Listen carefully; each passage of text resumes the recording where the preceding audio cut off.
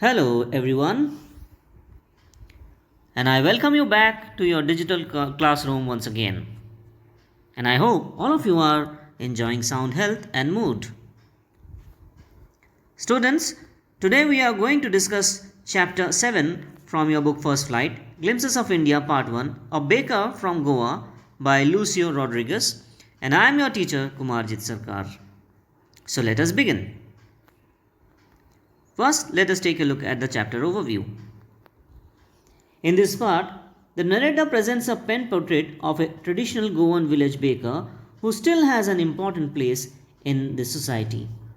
This chapter illustrates that the old Portuguese traditions still exist within the state. The traditional cakes and breads baked during important occasions and festivals depict that baking is an important aspect of the Goan culture. Now, let us summarize the chapter. The old Portuguese days in Goa. In the old Portuguese days, the Portuguese were famous for their loaves of bread. The Portuguese left Goa a long time ago, but the traditional bakers and their furnaces, that is a machine for baking, still exists in Goa. The mixers, molders, and the persons who bake the loaves still exist in Goa. The sound of the baker's bamboo can still be heard in some places. Bakers are known as pedder and they still carry on the traditional baking practices. The traditional bakers during the narrator's childhood. The narrator recalls his childhood in Goa, when the baker used to be their friend, companion, and guide. He came to their house twice a day, once in the morning while selling his bread, and again in the evening after selling all his bread. The baker used to arrive with a jingling sound of the bamboo stick that woke up everyone. The children ran to meet the baker when they heard the sound. They ran forgetting the bread bangles, specially made of sweet bread. The baker's arrival. The baker supported the bread basket on his head. His one hand supported the basket and other hand banged the bamboo stick on the ground. As the baker came, he would call out the lady of the house and wish her good morning. The children would be pushed aside and the loaves would be delivered to the maid servant.